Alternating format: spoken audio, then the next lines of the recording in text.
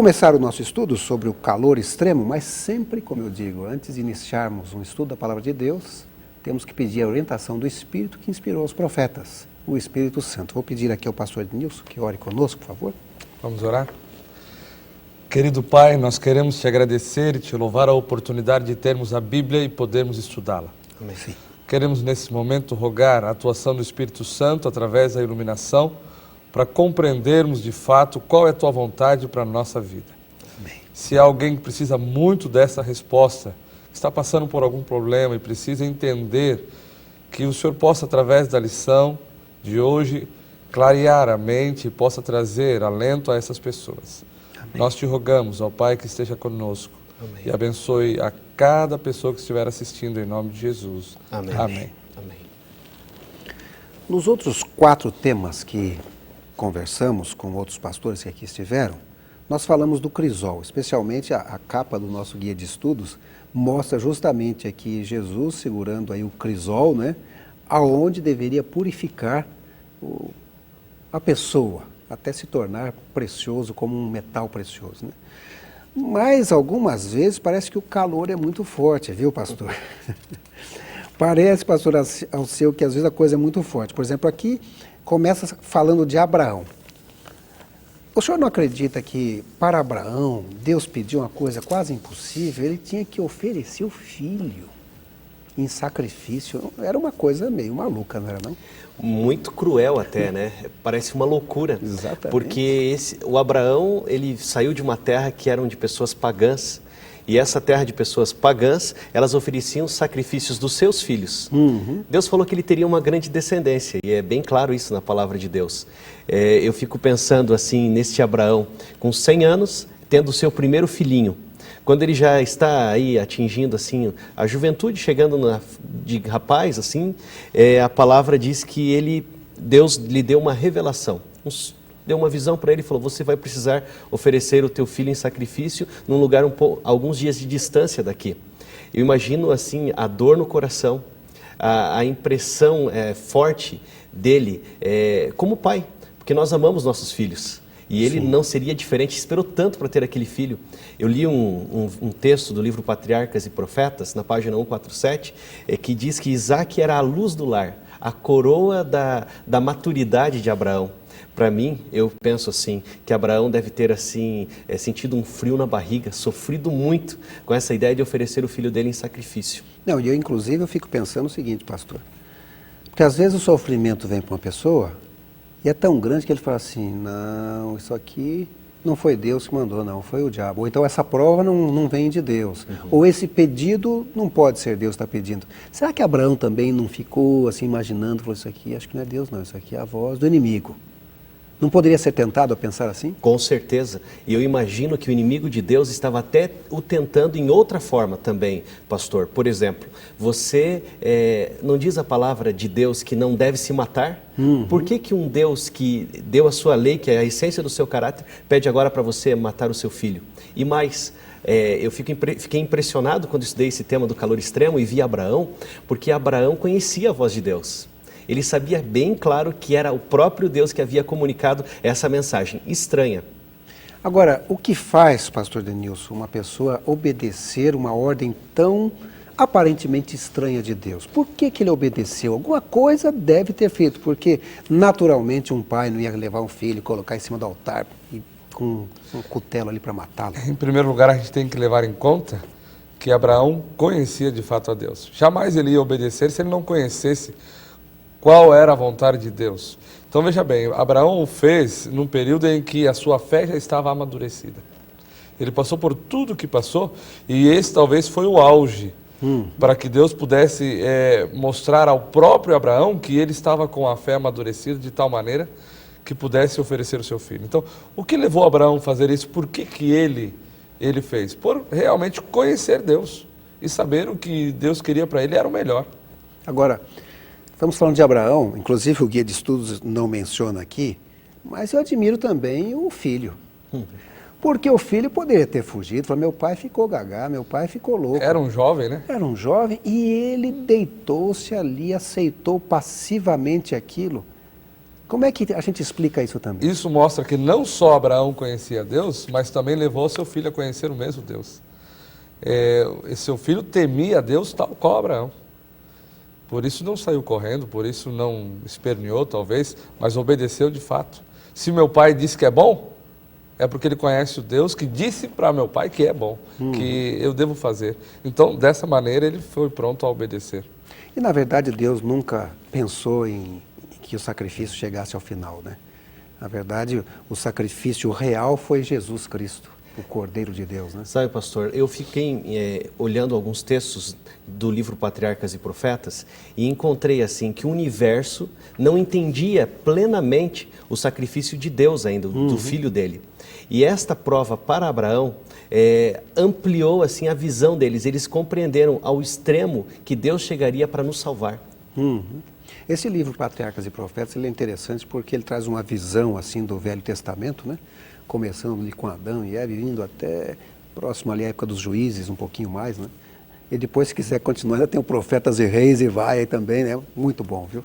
Bom, felizmente, Deus proveu para si o Cordeiro. O plano dele realmente era apenas testar a fé de Abraão, não é isso?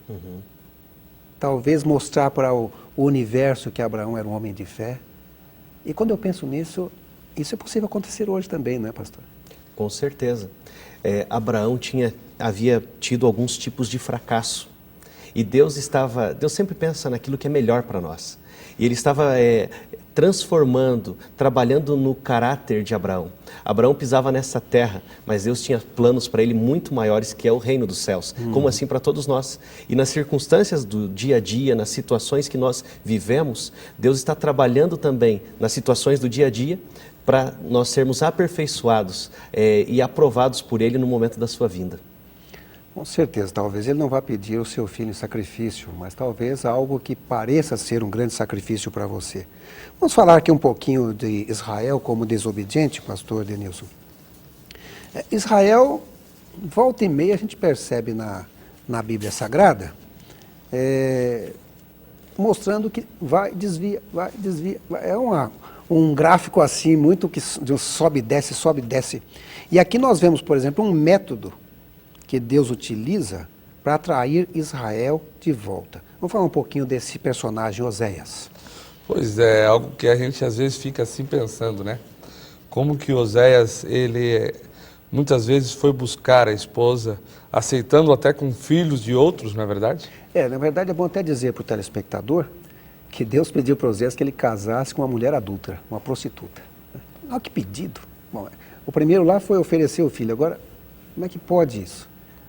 E os filhos que ele teve, ainda poderia ter dúvida se era dele mesmo, né? Porque a mulher era adúltera. E ele amava a mulher, não é isso, pastor? Amava a mulher. Isso aí, na verdade, a história de Oséias, ela só estava ilustrando o amor de Deus pelo povo de Israel. Né? E como era o povo de Israel. Deus então, o marido, exatamente. Israel a esposa. Exato. Então a gente olha para a história assim e fica, puxa vida, mas sabe que o povo de Israel e até a gente, em nossos dias, Deus tem que trabalhar conosco porque ora a gente está bem, ora a gente não está mais fazendo a vontade de Deus, ora nós estamos num pico espiritual, né? Ora a gente se afasta de Deus de tal maneira e muitas vezes a gente fica pensando, será que Deus agora me aceita? Será que Deus me quer novamente com Ele? E aí nós vamos à história de Oséias. E aí nós acabamos descobrindo, através dessa história, que o principal objetivo de Deus era mostrar que Ele sempre está nos aceitando. Inclusive a gente percebe na história aqui que a mulher ia atrás de outro, Oséias lá chorando, buscava de volta a esposa, representando Deus, né? Que o povo de Israel se afastava, construía aqueles ídolos. Chegou inclusive a ter alguns reis que construíram ídolos para oferecer os filhos, de verdade mesmo, né? Queimar o filho ali, e mesmo assim Deus sempre buscando, né? Bom, eu fico pensando, se você não conhece a história de Oséias, é só abrir um livrinho pequeno aqui do Velho Testamento, Oséias, dê uma lida lá. E pense em Oséias como Deus, e Israel, ou mesmo a gente, como a esposa de Oséias, que às vezes está fugindo de Deus, né? Sobrevivendo pela adoração. Nós temos a história de Jó na Bíblia, que alguns até acreditam que isso não pode ter sido real. É muito sofrimento, né? Jó, um personagem bíblico que sofreu muito. Pastor Alceu, vamos falar um pouquinho aqui de Jó. Afinal de contas, como é que Satanás pôde atacar a Jó dessa forma? É muito interessante essa parte da palavra de Deus. A palavra diz que, no momento, teve uma grande reunião no reino dos céus. Os representantes dos mundos criados por Deus vieram se apresentar. E representando o nosso planeta Terra, veio o inimigo de Deus. Que representante que a gente teve lá, hein? Cruel, terrível, né? Ele foi se apresentar.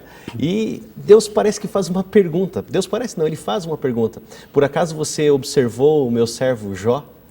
E viu como ele é fiel, ele é leal. Jó era fiel a Deus, adorava a Deus, e quando a gente olha o livro de Jó, é perceptível a adoração constante de Jó. Louvores a Deus, um conhecimento muito pleno do Senhor Deus.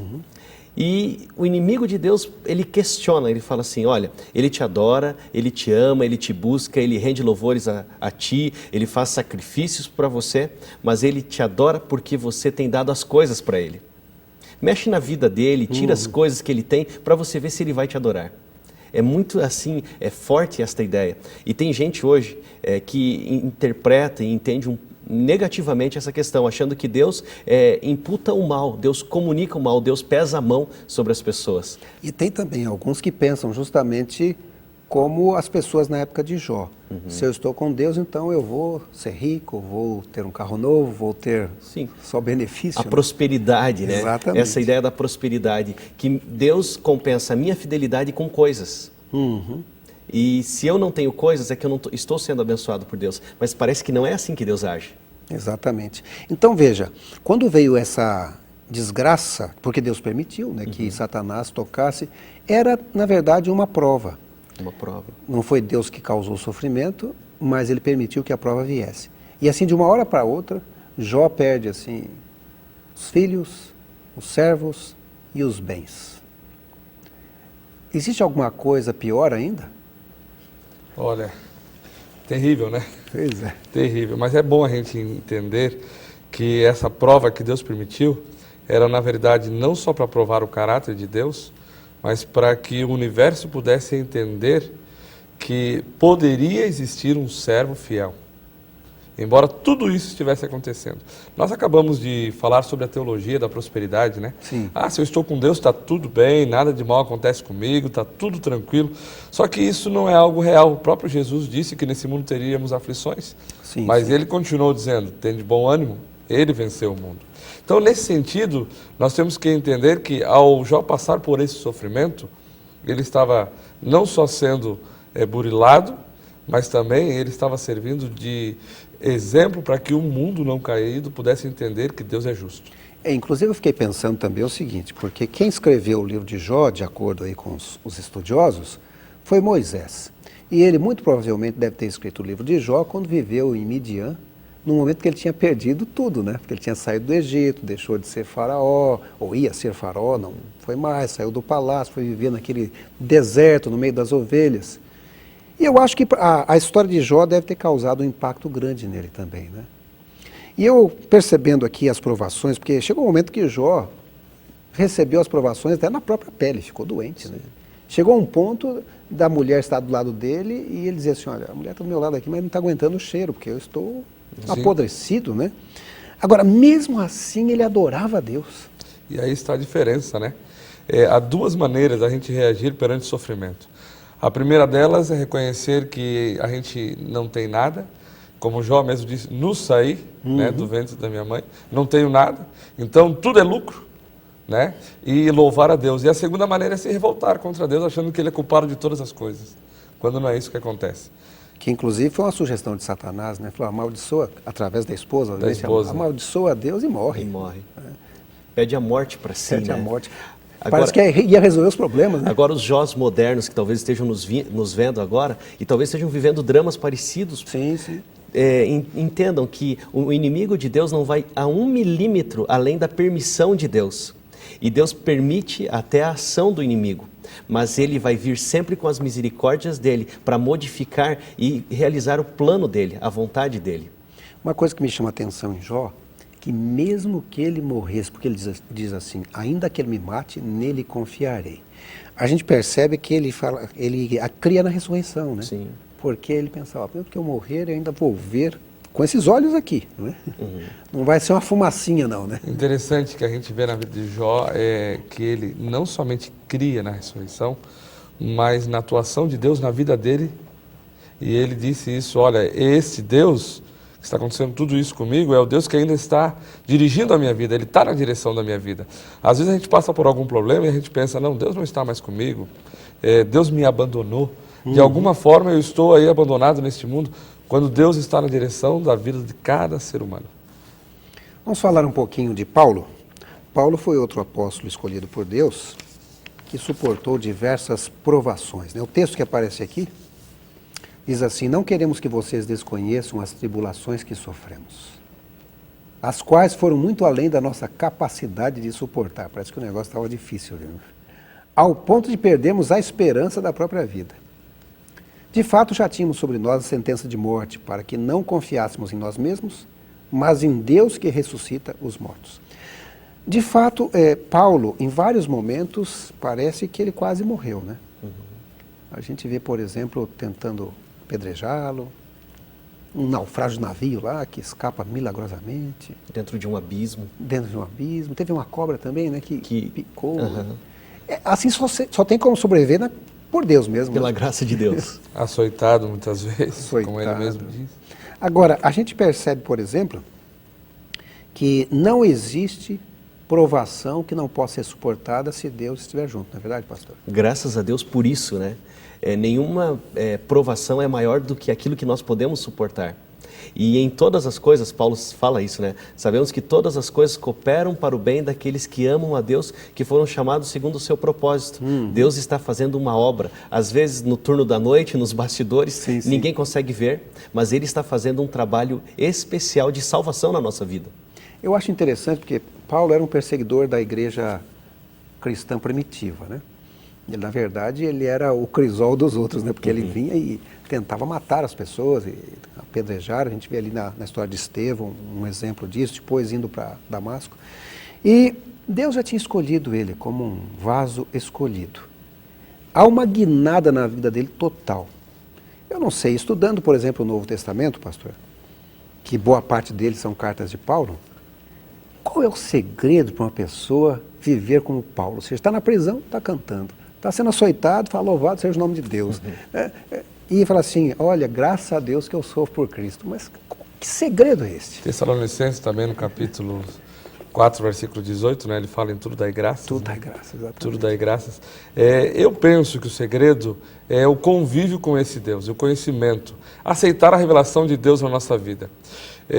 Nós cremos que a fé é acreditar naquilo que nós não vemos. Isso está no livro de Hebreus, sim. Né, capítulo 11, versículo 1. Mas também, além de aceitar a vontade de Deus, acreditar na revelação de Deus.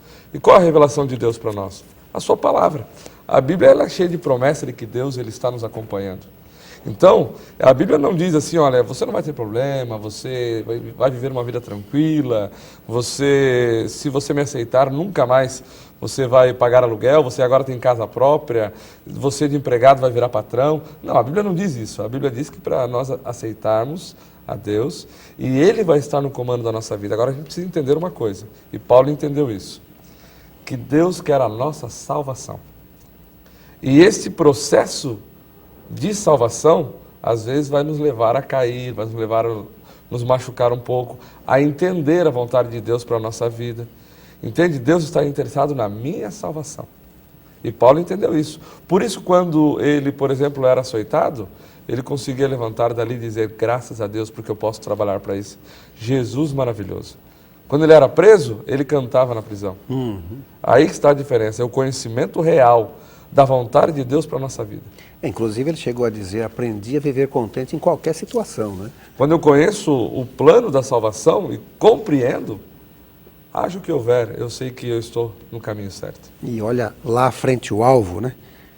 Muito bem. É impressionante porque Paulo sabia quem era o Deus dele. Sim. Ele tinha um conhecimento muito disso. De quem é o teu Deus? O meu Deus, ele é um Deus vivo. Ele tinha essa noção. Ele olhava para o passado, E nessas situações que o pastor Denilson falou, ele já havia presenciado muita coisa e a ação de Deus para livrá-lo da morte. Ele sabia que poderia acontecer a morte, mas eu lembro de um texto agora que diz assim: nós não temos nada a temer quanto ao futuro, a menos que nos esqueçamos da maneira maravilhosa que Deus tem nos guiado no passado. Então eu trago isso para a minha vida. Eu olho o passado, Deus já foi comigo? Já foi. Ele continuará me sustentando. E aí Paulo podia dizer, como você pode, como eu posso, tudo posso naquele que me fortalece. Exatamente. Uma outra coisa, ele sabia quem ele era. Paulo conhecia os limites dele. E uma terceira coisa que me impressiona ao ler esta questão de Paulo é que ele confiava na oração intercessória dos cristãos aos quais ele tinha deixado pelo caminho, que oravam intercedendo por ele diante de Deus. E isso dá uma segurança para a gente viver. Olha, o senhor mencionou isso aí, isso é importante, porque eu vou voltar para Jó de novo. Diz que Jó teve a sua vida transformada a partir do momento que ele estava orando pelos amigos. Deus mudou o quadro. Exatamente. Isso foi coincidência ou é assim mesmo? A gente olhando o registro da Bíblia parece que é assim. Quando nós oramos pelos outros, quando nós ajudamos outras pessoas, nós somos os maiores beneficiados. Por isso que no plano de salvação de vidas, Deus falou não aos anjos, não aos seres de outros planetas criados por Ele. Deus falou, o ser humano deve pregar ao ser humano. E existem frases célebres, né? O evangelho é um mendigo dizendo para o outro onde encontrar pão. E é exatamente isso. Quando eu ajudo alguém a encontrar Cristo, eu sou o maior beneficiado, eu também estou encontrando a Cristo. E eu tenho certeza que o pastor Denilson deve ter várias experiências no seu ministério de pessoas que, quando encontraram esse alimento, a alegria estampada no rosto valeu a pena qualquer sacrifício. Mas né, pastor? certamente. Eu lembro de um homem na cidade de Guaratuba, né, chamado Borges. O Borges era um homem assim, que estava longe de Deus. E por estar longe de Deus, vivia uma vida desta maneira, né? Com vícios e maneiras que não agradavam de forma alguma a Deus. Ele tinha perdido toda a sua família, mas não que morreram, mas o abandonaram. E foi bonito ver quando este homem ele desceu ao tanque batismal. A ex-esposa dele estava no mesmo auditório, só que num tanque do outro lado, descendo as águas batismais. Agora Borges já não era alguém que a sociedade rejeitava, mas era alguém que estava aceitando a Cristo. E Deus restabeleceu a vida dele de tal maneira que ele ganhou seu emprego, voltou para casa, os seus filhos passaram a respeitá-lo e a sua esposa o aceitou como marido. É um milagre de Deus, né? É um milagre. Amém. É a palavra de Deus fazendo a transformação. Impressionante. Sobrevivendo na esperança. Estava morto e agora está vivo. Bom, parte seguinte do próximo tema é calor extremo. Existem certos problemas que as pessoas passam. Nós falamos de Jó, por exemplo, perdeu 10 filhos, mas na verdade quando se perde um já é uma tragédia, né? E também tem um detalhe, tem pessoas que sentem mais do que outros, né? Às vezes o calor para um parece maior, outro menor. Mas o senhor já percebeu, quem sabe no seu ministério, pessoas que têm sentido esmagadas por alguma provação? Como pegar e conseguir sobreviver a isso, pastor? É só a confiança em Deus, é só Deus que pode consolar os corações, né? A gente olha e vê e conhece gente que parece que vive tendo dificuldades o tempo todo, mas não perde o sorriso esboçado no rosto. O que é que mantém, o que é que sustenta, né? O que faz a pessoa levantar a cabeça? É uma coisa só, é a confiança da presença e a certeza da presença de Deus todo o tempo na vida. A promessa de Deus, né? Eu estou com você todos os dias até a consumação dos séculos. Nessa parte do calor extremo, eu achei interessante, porque é um calor extremo e esse texto nos diz assim, ao passar pelas águas eu vou ser com você. E eu fiquei pensando na reflexão do texto, falando sobre a lembrança de Israel sobre a travessia do Mar Vermelho. Sim. Uma ponte dentro de um mar e passaram milhões de pessoas e a água se transformou em 2 paredões e eles passaram ao centro. Eu fico impressionado com isso, porque Deus tem cuidado da gente, do seu povo, e Ele nunca esquece. Pode estar de noite, pode ser de madrugada, pode ser no meio do dia, Ele sempre vai estar perto. Eu olho para pessoas que têm sido esmagadas assim, sabe? E as vejo assim com a cabeça levantada. O que é isso? É a confiança da certeza da presença de Deus. Eu admiro muito uma senhora que mora aqui na cidade, já bastante idosa, mas foi muito missionária e ainda é, porque ela às vezes liga para as pessoas e conversa por telefone, não pode estar andando por aí, mas... E às vezes eu vou até a casa dela para conversarmos um pouco. Ela tem 84 para 85 anos. E eu falo, como é que está a senhora? Falo, olha, eu tenho sentido muita dor. E ela percebe que ela vai reclamar. Aí ela, mas eu louvo a Deus, porque Deus é tão bom para mim. Quando ela percebe que vai falar alguma coisa negativa, ela passa para o lado positivo. Admiro muito ela por causa disso, né? E na verdade, Deus sempre tem feito isso, estado com as pessoas. Eu lembro também, pastor Denilson, daqueles 3 jovens, amigos de Daniel. Eles literalmente foram jogados no fogo. E quem estava com eles? O próprio Deus, né? Jesus. Eu volto àquele versículo, né? No mundo tereis aflições, mas tende o quê? Bom ânimo, eu venci o mundo. Né? Deus não disse que a gente não teria problema. Agora, nos problemas que passamos, Deus é tão maravilhoso que Ele transforma algumas coisas para o nosso próprio bem e para nos ajudar a ser transformados para a salvação. Quero ver uma coisa? Há 3 pontos, pelo menos, porque alguns problemas acontecem conosco, né? O calor extremo de Deus não se destina a destruir a pessoa, e sim destruir o quê? O pecado. Às vezes, quando sofremos, nós começamos a enxergar, puxa, eu estou cometendo tal coisa errada, eu preciso melhorar nisso. Então, Deus usa o sofrimento para isso. Segundo, o calor extremo de Deus não se destina a nos fazer infelizes, não, mas fazer o quê? Puros como pessoas. Né? Como deveríamos ser. E o cuidado de Deus por nós em todas as coisas é constante e é um cuidado de pai. Na verdade, é um cuidado de pai. Ele nunca nos deixará sós. Essa é uma promessa. Se vocês passarem pelas águas, eu passarei com vocês. E o povo de Israel compreendeu bem isso. Né? Porque eles já tinham ou conheciam a história de ter passado pelas águas. E às vezes a gente sofre, sabe? Porque Deus, não que Ele tenha mandado o sofrimento, mas Ele permite para que nós possamos ser burilados. E, inclusive, eu lembro também que algumas vezes a pessoa pode escolher também o sofrimento, né? Sim. Porque eu conheço pessoas, às vezes, que falam assim, nossa, eu gosto tanto de comer isso, mas me dá uma dor de estômago, mas eu gosto, sabe? Ele escolheu passar por aquele sofrimento. Tem a consequência. Exatamente, porque são as consequências que vêm e que Deus não pode livrar. Mas, na verdade, o ser humano é precioso aos olhos de Deus. Falando de novo aí dos 3 amigos de Daniel, e pensando naquilo que o senhor falou, realmente eles estavam no fogo, o fogo queimou as cordas que prendiam eles, e eu fiquei pensando, bom, o pecado torna a pessoa prisioneira, então queima o pecado, né? E finalmente Jesus estava com eles, não estavam sozinhos.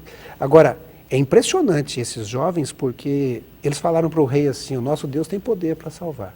Mas se ele não salvar, né? Fica tu sabendo. Não tem problema. Fica sabendo, rei. Se ele não quiser nos salvar, mesmo assim nós faremos o quê?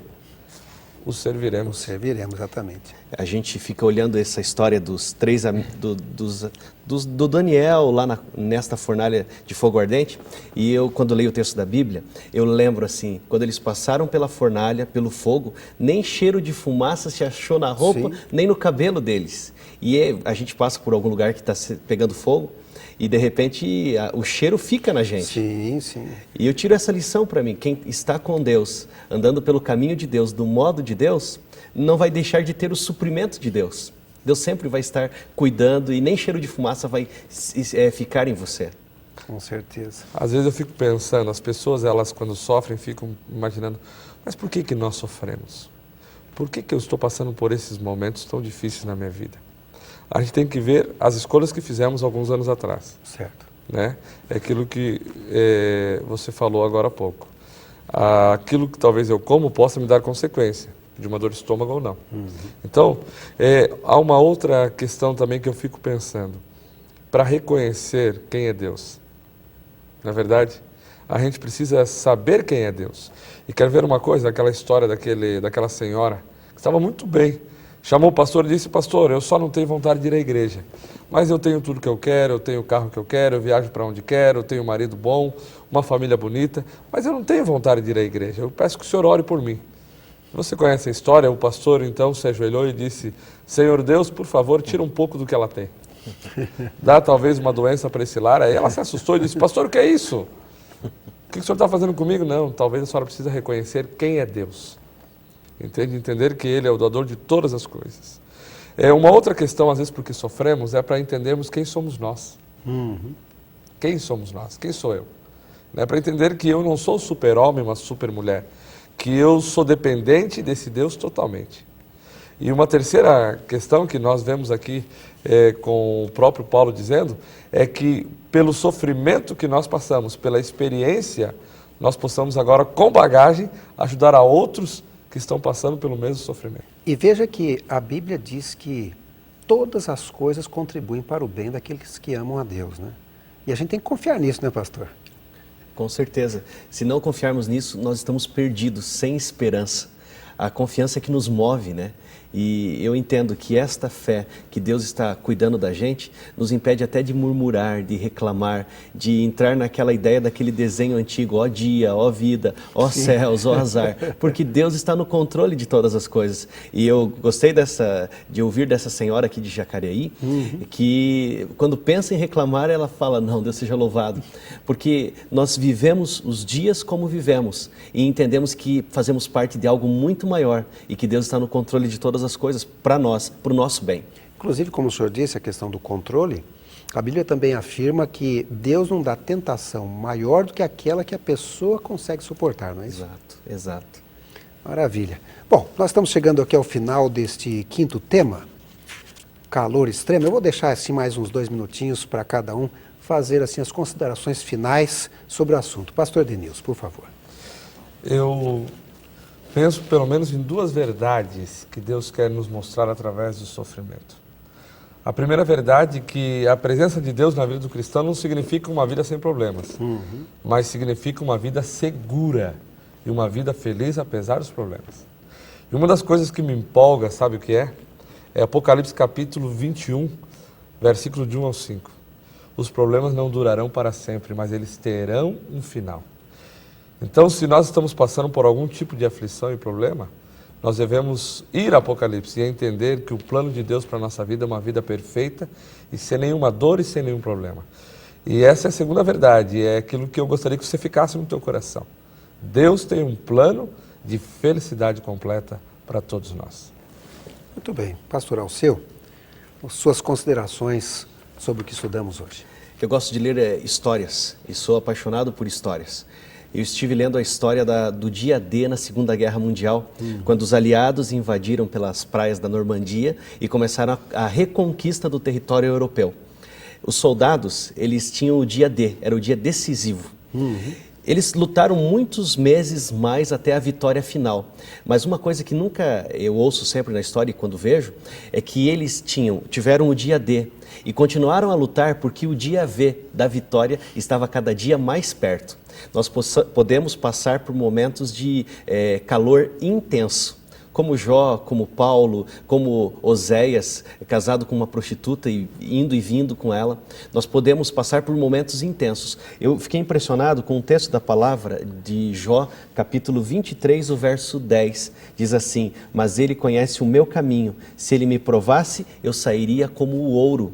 Esse crisol, esse vasinho a qual os metais preciosos são purificados, Jó entendeu que nas situações da vida dele, Deus estava pensando em algo muito maior para o bem dele, e esse bem dele influenciaria em salvação para outras pessoas. Eu quero dizer para você que está aí assistindo, para a gente mesmo, que Deus está no controle e Ele continuará com você todos os dias até a consumação dos séculos. E quando você estiver assim meio deprimido, meio com vontade de reclamar, olhe o final da palavra de Deus. O dia D foi na cruz do Calvário e o dia da vitória, nós olhamos no final lá em Apocalipse 22 e vemos Deus vence no final e a nossa redenção está muito próxima.